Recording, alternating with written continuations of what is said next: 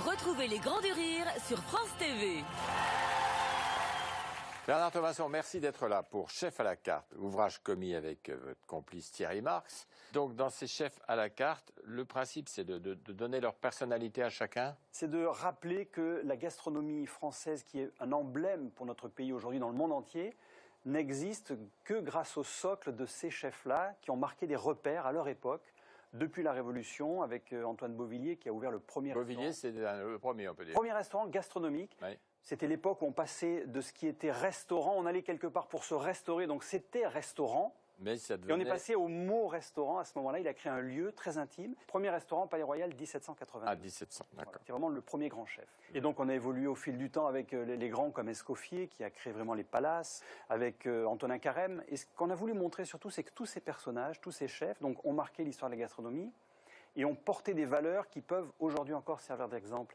C'est-à-dire que souvent, ils viennent de nulle part. Antonin Carême, abandonné par son père à l'âge de 8 ans, à la force du poignet, réussit à exister. Il devenait cuistot, etc. Il est devenu le chef de Talleyrand et donc de la diplomatie. C'est lui qui a fait le congrès de Vienne. Donc on dit que le congrès de Vienne, la douloureuse, a été moins forte pour la France qu'on aurait pu le craindre grâce à la gastronomie qu'a fait Antonin Carême. Je pense aussi à Lasserre, René Lasserre, un basque, orphelin lui aussi, et il dit « je veux faire comme papa ». Son papa était cuisinier, mais pour ça, il faut que je monte à Paris. À 12 ans, il monte à Paris, il passe par toutes les étapes et il devient chef de salle et il crée son restaurant Lasserre, qu'on connaît bien aujourd'hui. Toujours, bien sûr. Bien sûr, et on peut penser que c'est un restaurant qui a été créé il y a très longtemps, et pas du tout. Il a été construit dans les années 50, dans un style directoire, et à la force du poignet, il a réussi à s'imposer.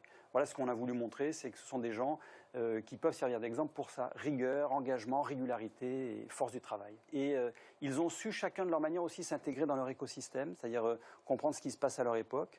Jules Gouffet, par exemple, fin du 19e, qui réussit à comprendre que la technologie arrive. C'est presque l'ancêtre de la cuisine moléculaire. Alors ceux qui nous ont quittés, les Bocuse et dernièrement, donc Robuchon plus récemment encore, souvenir d'une carrière extraordinaire de plats, de création. Est-ce qu'il y a une école attachée à ces personnages? Il y a surtout un passage qui a été dans les années 70-80 de chef dans l'ombre à chef à la lumière. Chef de province, on peut dire, non? Oui, chef de province, mais pas seulement. Je pense notamment à Alex Humbert, qui est dans ce livre, et qui a été le chef de chez Maxim's. Sauf que le patron, c'était Louis Vaudable, qui faisait vraiment montrer que c'était lui le patron. Le chef de salle, c'était un monsieur Albert, et donc le plat s'appelait la sole Albert, la frite Maxim's. Et le pauvre Alex Humbert, qui était vraiment le roi de la cuisine à ce moment-là, tous les chefs voulaient aller travailler avec lui parce que c'était vraiment le meilleur. Personne ne l'a jamais connu. Et donc, à cette époque-là, les chefs étaient dans l'ombre.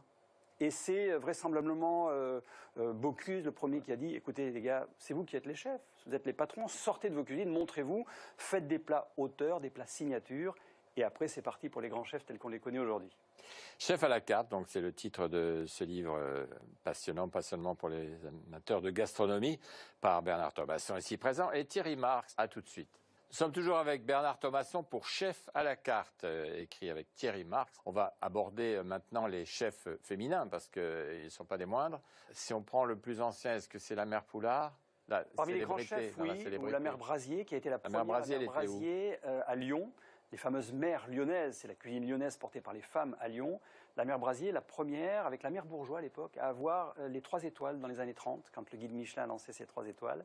La mère Poulard, c'était un peu avant, c'est fin du 19e. Oui. La mère Poulard, c'est très intéressant. C'est une gouvernante d'un architecte du côté de Mâcon. Et quand lui a été nommé au Mont-Saint-Michel pour la rénovation du site. Et donc il a dit, venez avec moi, vous occuperez des enfants. Elle est tombée amoureuse du boulanger, Victor Poulard. Et ils ont ouvert un petit restaurant avec l'aide de l'architecte. Et le génie qu'elle a eu, la mère Poulard, c'est de constater qu'à l'époque, il n'y avait pas encore de pont, ni de navette comme aujourd'hui. On arrivait à gué quand la mer était basse ou en bateau. Donc à n'importe quelle heure du jour et de la nuit, c'était les pèlerins qui venaient au Mont-Saint-Michel. Ils étaient affamés. Et elle a eu l'idée de génie de faire l'omelette. Parce que... La fameuse omelette qui se réchauffe, enfin qui se fait très vite. Oui, qui se fait vite. Quelques œufs, avec une technique de battage à elle qui lui a donné sa renommée. C'était rapide et surtout, on arrive à satiété assez vite. Avec une bonne omelette, on n'a plus tellement faim après, bien accompagné d'une petite salade. Donc les gens arrivaient à n'importe quelle heure du jour de la nuit. Elle était en bas de la côte, elle était la première, venez chez moi, l'omelette était née. Et du coup, les gens sont allés là-bas et Clémenceau lui a donné aussi un peu ses heures de gloire puisqu'il allait manger chez elle. Et à chaque fois qu'il se faisait élire, il allait manger chez la mère Poulard, il était élu. La seule fois où il n'y a pas été mangé, il a été battu. Il y avait le peintre Monet qui allait également. Clémenceau était fan de Monet. Et oui, ils étaient amis tous les deux. Donc ils allaient souvent là-bas. Donc la mère Poulard a acquis une notoriété mondiale quasiment à cette époque-là. Et à propos des politiques, par la suite, les politiques ont eu la tradition d'aller manger chez la mère Poulard avant de se faire élire. Et par exemple, Édouard Balladur n'a jamais mangé chez la mère Poulard et donc il n'a jamais été élu président de la République. Alors évidemment, la mère Poulard, c'était la star de l'époque, quoi. Absolument, c'était la première starisation. Première femme. Alors il n'y a pas eu beaucoup de femmes. La famille Bise, le lac de Talloires, l'auberge du Père Bise. On dit l'auberge du Père Bise et en réalité c'est Marguerite Bise qui était la patronne et qui faisait la cuisine. Donc elle était dans l'ombre malheureusement elle aussi. Mais après sa fille a repris, la petite fille Sophie Bise, avant qu'aujourd'hui ce soit repris par Jean Sulpice. Dans les femmes célèbres, et la mère Brasier, effectivement. Brasier à Lyon. Ouais. Il n'y en a pas eu de tant que ça, finalement. Et puis il y a eu Anne-Sophie Pic. Anne-Sophie Pic, donc, qui a repris le flambeau de André Pic, dont on fait le portrait dans ce livre, du côté du Rhône, à Valence. Et Anne-Sophie Pic, qui brillamment reprend les 3 étoiles. Valence, oui. La famille Pic, 3 fois 3 étoiles. André Pic. Ah, mais je connais bien, oui. Jacques Pic, le fils, et maintenant Anne-Sophie Pic, la petite-fille. Valence, dynastie de cuisine. Un très beau voyage donc de ce livre Chef à la carte par Thierry Marx et Bernard Thomasson ici présent. Merci d'être venu nous le présenter. Merci, c'est un plaisir. À bientôt.